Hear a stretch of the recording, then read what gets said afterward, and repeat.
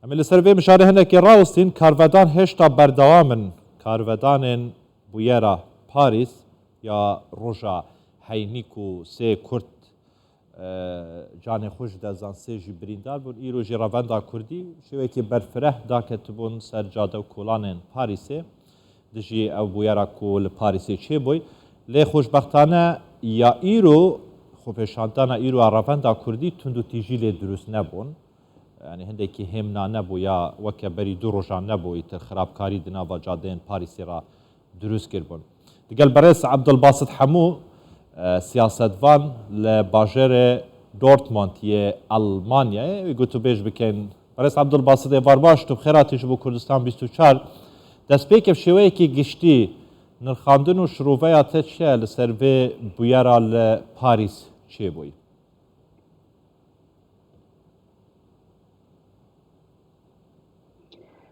ئێوار باش کەکا باش بۆ تا و تەماشەوانی هێژا کوردستان 24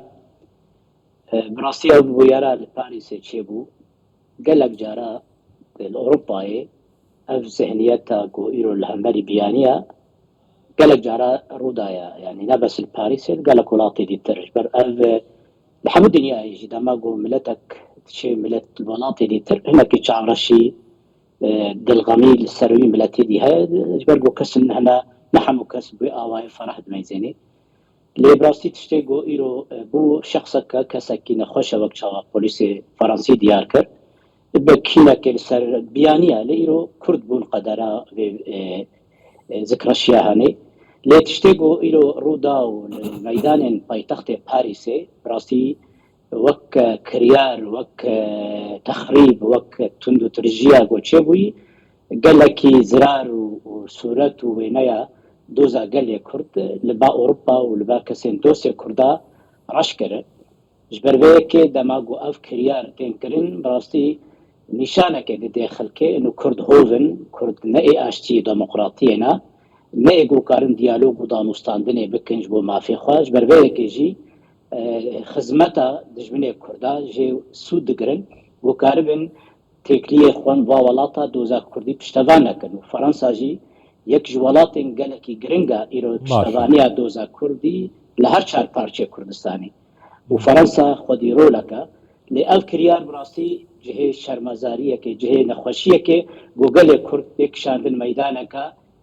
گلکی خراب گو کرد رو رجد بین پیشیا رایا گشتی اوروبی باشه برز عبدالباسط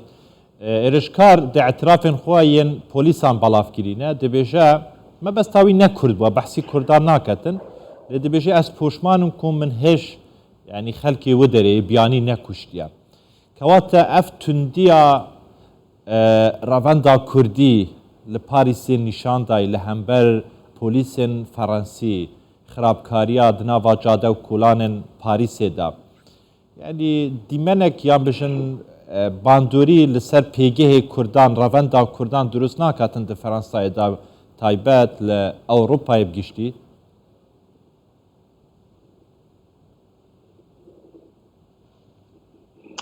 بيقومان يعني إيرو رايا قشتي أوروبي تماشا دكن التلفزيونا قالكي بكين وقالكي نخوشي لسر كرداتي مشاندن أبوين ينقو هاتن وشاندن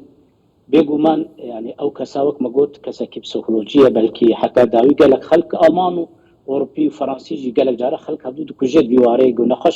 نخوشين يعني جفاكي ونخوشين غريبية باوا ولاطا قالك يا لبراسي أفكرياري تشيبون أو آلا باكا كي سورتي عضلة أو جلان تاني بيرا من أزواك شخص لأوروبا بو أو وينين صالة نوتو سسية دماغو أوتوبانين ألمانيا أوتسرادي ألمانيا هاتن قرتن تريني واهاتن سكناندن أبوريا ألماني قالك زرار دا تبلو ألمانيا سنگا خو بكرج بو كردا بشتي شرع چكداري باكا كي حشتي وچارا لتركيا قالك كرد فنابر بون باجار كردا والا بو تقولوا أو شقداريا باكا كي ند وقت يخدبو كرت نشاكرن وبرنا أوروبا جي خصن وكا إيزينج جخورا لهمبري أوروبا هات كاركن تايبت ولاتي أوروبا ألمانيا يرو أو وينايا الباريسي همان دوبارا بو شاخي لبرلين والألمانيا وفرانكفورت راستي جي البروكسل جيرو دا يعني الكريارن يرو باكا كي أوروبا دخي ميدان الشر وخباتي لهمبري ولاتا كردا دوري ميدان خويا اساسي تاویە ئاشیانە و دموکراتی لەسەر عرضا خۆ گوماتی خۆ بەدەست بخی دۆستا بکشێنێ ئالیە خۆ چ ئەوروپی و چ ئەمریکی براستی حتى يعني ئیرۆ وەزیرێ دەروەی ئەمریکا هیچ ماڵباتێ کەسێن هاتن کوشتن لە هەمان دەمێدا فەرەنسا ئالا کوردی کێلەکە ئالا یەکێتیا ئەوروپای هاتێدان لێ مخابن ئەو کەسێن قەندی لێ سیاست و زەنیەتە پەکەکێ دخوازێر ڕەڤەندا کورد دیسەجی بخار بێنێ وەکە ئێزن ji xwe re li hemberî باشە بەرز عەبدولباست û Reşya gelê Kurd ev kiryar nenûne ji êve û ev siyaset û ev zeniyet ne cara pêşiye بۆچی یعنی ئەف پرسە پەکێکە لە باکوورێ کوردستانê li Rojavayê Kurdistanê li Ewropayê li her cihekê ku pekeke lê hebî yan endam û alîgir û hevsûzên pekekê hebîtin qeziyên Kurdî siyasî dikin yani ev bûyera li Parîsê çêboî her Kurdek nîgeran kiriye dilteng kiriye aciz kiriye xemgîn bi vê bûyerê ji xeyrî Kurdan jî yani çi pîwiz dikir tu vê babetê bi siyasî bikey sloganên pekekê bilind bikey wênê rêberê pekekê bilind bikey alayê pekekê bilind bikey çima bi siyasî dikin bûyeran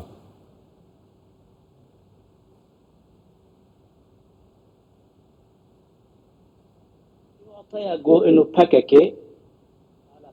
suretê o celan li meydanên Ewropa li hemû cihî inû ev ego yani biryar û qeder û caranivîsa Kurda destêvî kesî de ye bi taybet şikeftên qendîlê ew jî tê wataya got gelê Kurd ravanda gelê Kurd bi arkê xwe nalîzê got pekekê Ewropa bo meydan jêra wek êzing dikişênê newalna ev jî qersbûna tevgera siyasî Kurdiyê di ber rêya min de îro got tevgera siyasî Kurdistanî de her çar parçada rola xwe got karîba xwedî milletê xwe karîba milletê xwe bikişênê li hemberî ve kiryara rastî wê ev kiryarên îro pekekê bixwaze doza gelê Kurdin kêfa xwe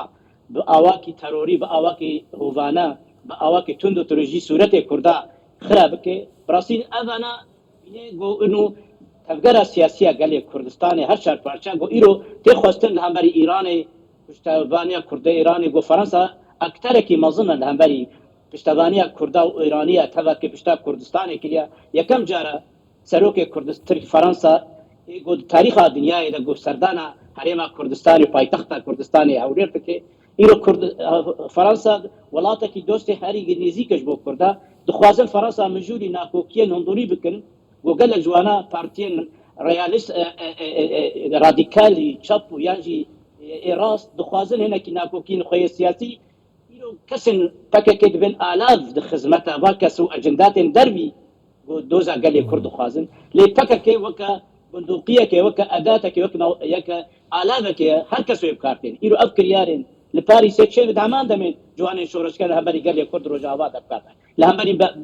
bi deriyê Sêmalka bikaranî îro meydana gelê Kurd doza gelê Kurd dozek aştî demokratî doza milletekî rewaya lê pekekê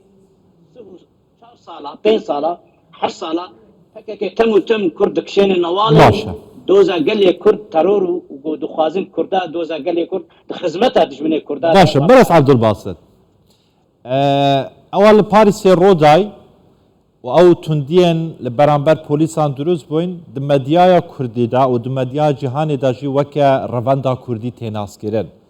li di heman demî de zorbeya wan endam û alîgirên pekekî ne weke te got ku bûyer bi siyasî kiriye tund û tûjî durust kirîne li nava Parîs de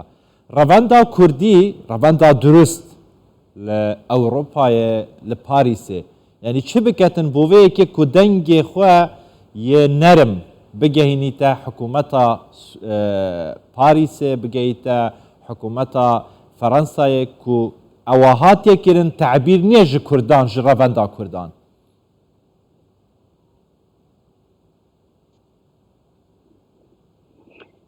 daxuyanî û dîtin û helwest hatin diyar kirin yanî û Fransî jî dizanin Keke Abbas Ewropî jî dizanin ev doz ne doza Kurda ye ev kiryar ne kiryarê Kurdan ew dizanin rêxistineka ecendatên xeyrî xwe pêk tênê wana baş dizanin lê ew dixwazin nakokiyan li hemberî va welatên Ewropa û taybet Fransa pêk bênin ew dizanin Kurd kîne û rêxistinên Kurdayê esasî demokratîk û aşiyane kîne ev rêxistineka ew dizanin çawa ava bû ابدا وينايا قلت بينك عباس نبسولو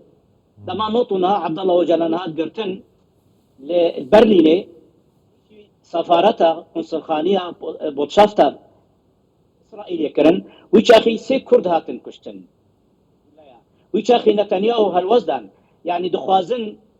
ولاطه علاقات ولاطه تبلو هبكن ديجي هاتيه بكن دقوتن انه المانيا بشتغانيا تركيا دكي سلاح وشكاد دي المانيا فالاولى همان داميدا عبد الله وجلان اسرائيل تسليم بك لي اوانات زنزان ان تكلين ولاطن دوله جهاني ولاطن درجوندي وانا إيرو مرود خوازه دوستا بخينه جابرا لي روندا كرد وك مگوت براسي قلسه باشا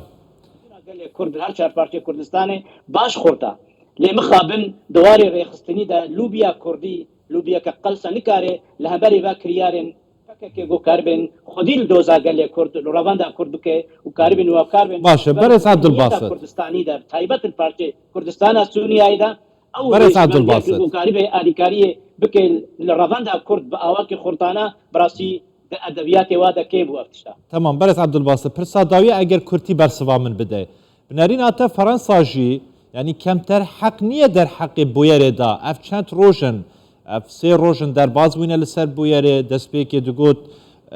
ایرشکار نخوشه درونی هیا پشرا آزاد گیریه پشرا هاتیه دست سر کرن پشرا ایرشکار دبیجه اس نه نخوشم خوزی من هشتا کشته بان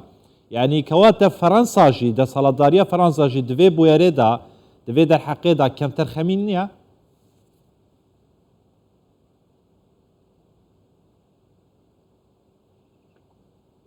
يعني او تشتيغو فرنسي باواكي لازو باز كاربن برسبك باش دابا بيغومان وند زاني ناكوكيان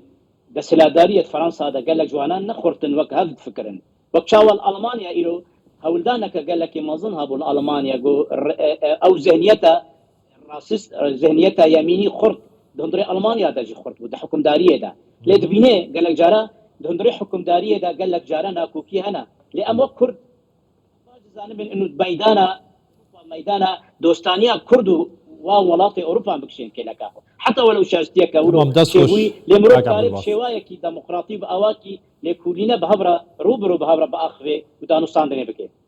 رئيس عبد الباسط حمو سياسة فان لباجر دارتموند المانيا ديال مو قال لك سباس